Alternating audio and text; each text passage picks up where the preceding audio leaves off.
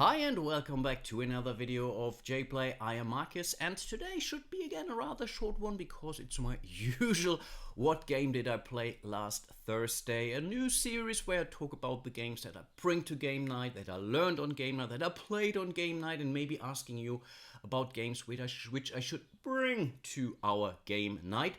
And the first game that we played, basically the main feature, is a game I can't even show you because I don't own a copy, and that's Planet Unknown, a game which I really wanted to try for quite a while, and I'm also a little bit curious about the solo mode. So this was the perfect exercise for me to give it a spin and then to decide if I want to, let's say, own a copy myself, to then whatever give it a spin on my channel using the solo mode, that is.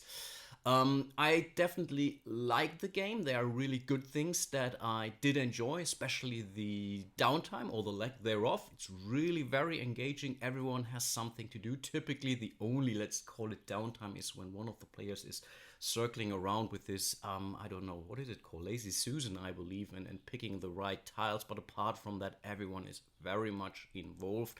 And it also plays very, very fast. I think with explanation, we played the game in maybe an hour-ish or so, not much longer. Again, it's relatively straightforward game. It's basically tile laying, tile selection. Then you also have these, let's call it resource tracks, which you want to storm up for more points, for more powerful combos. Again, I wasn't bored. I didn't hate it, but ultimately it seems that's not the kind of game for me, basically going after these optimizations for resource tracks. But I definitely do see the appeal, but it also made me confident enough to say I'm not one to own myself a copy.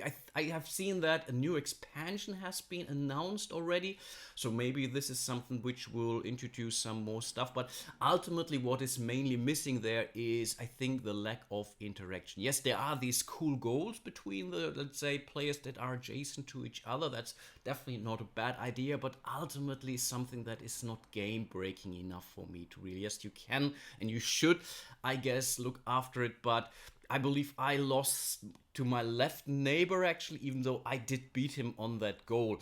I think it was a tiebreaker victory, but apart from that, again, interaction is not very high in this game. And that's what I tend to experience about myself, is that I really do enjoy games with a very high interactivity. Interactivity, is that a word? Interaction. And or again, I'm also okay with, let's say, puzzly games, but then I think it's okay when I play these solo. So again, maybe this is a good solo game, so maybe I still want to try. So if I will be able to get myself, whatever, borrow a copy or so, I will definitely try it, but I'm not really desperate getting myself a copy, let's put it like this. Afterwards, we did play Witchstone. I did cover this on my last episode because I brought it to Game Night, and the thing I'm typically doing, I bring these games to Game Night until they are played. Then I'm removing those from the bag, actually. We didn't really include or introduce all of the expansion. I think we only did the miniatures, basically the tower miniatures and the wizards that are on top of it, because we had new players in there and we didn't want to overwhelm them with new stuff, even though the things that are being added through the full moon expansion aren't really also game breaking. But I think they make a lot of these combos and storming some of these tracks are much more efficient. And the new player, I think he went down pretty badly, actually, in respect to victory points, and I think this would have been worse, actually, if we would have introduced the expansion. So I think I'm okay, but I also noticed, yes, I really do enjoy this game quite a bit, actually, and yeah, every now and then I will keep bringing it to game night. Maybe I will no longer mention it, at least not in length like this, but definitely a very, very enjoyable game. I also know it's not basically brand new from the game mechanics. I would believe Rainer Knizia did recycle some stuff from, what is it called? I keep forgetting it. I will remember. Maybe we'll flash a cover of the original game that has been recycled to some extent. But I think thematically, I think the original game was very abstract. I mean, this is also abstract, but at least they tried to put in a theme around that. I think with the original game, Reiner Knizia didn't even try. Pretty much the most abstract game he ever designed, it seems like it. But yeah, that was Witchstone. And I think this kept us pretty occupied. Unfortunately, we weren't able to cover other games. So let me put this away. The other main feature, which I really wanted to try for quite a while, is Empires of the Void 2 by Ryan Laukat. I have this game. I think I wanted to trade this game for quite a while. And then a year ago or so, I got it through an okay trade. Don't ask me what I traded away. I can maybe try to figure it out also, but I think it was an okay trade for both sides. But it's on my also shelf of shame, right? Yeah, for quite a while. And I did read it. I had some doubts because after reading the rules, I did notice that it does come with a good portion of let's say luck. So you're rolling still not really an awful lot of dice, but you do roll dice. I think there are some mitigation factors which allow you to roll more dice, but yeah, you can roll 3 times a 1 and still lose, even if you have superior force versus someone who is rolling 1/6 or so.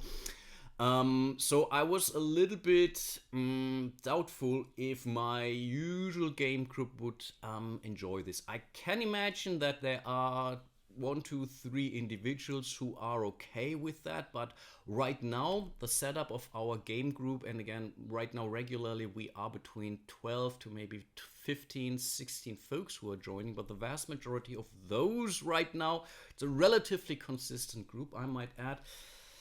I think they are not too much for luck-based Ameritrash kind of games. So I'm not sure if I will be able to bring this to the table to game night. I think I will try this one at least one more time. The thing with this game is it comes with relatively detailed rules, so every week I would have to reread the rules just to keep myself fresh. And I really hate to go through rule books myself during game night. I really want to be prepared. So I'm not sure if I will be willing to read the rules 10 times in a row, week after week. Maybe after the 3rd time, more and more rules will stick. But if you are like me and reading really a lot of board game rules throughout the week, you will tend to forget, and especially if you're coming to my age, that is. Yes, that's a thing for me. Yeah, those were the games I basically brought to game night, which I played on game night. Again, let me know what you think. Also, always want to hear any kind of suggestions which you think might be a good fit. Maybe over the weeks you will learn what the taste of my game group typically is. Again, we play a lot of Euro games, but also a lot of games that have a high player interaction. So auction games is something that we can play, but the thing with auction games is they are usually not the main feature of the evening. So this is something that we play after the main feature of the evening. So this is a pretty consistent thing during our game night. Majority of players and tables play something relatively long, let's put it like this, 90 minutes plus. And then sometimes groups regroup, or maybe even the groups stay together and then they play something, I don't know, mid-sized, or maybe even a series of shorter games, that is. And yeah, that's basically it for today's episode. I really do hope you enjoyed it. Let me know what you think. Let me know what I should change in this form. Let me know what you want to hear about. Definitely open to change that. I'm still experimenting with this format quite a bit. And before I forget, huge shout out to all of my patrons and channel members out there. You guys are really amazing. Can't tell you how much I appreciate all your support. So if you want to support my little channel, you will find a link to Patreon. You can join me here on YouTube. There is this little thanks button beneath the video. Definitely like and subscribe, leave a comment. This also greatly helps the channel. And yeah, with that being said, hope to see you soon in one of my other videos. And until then, bye bye.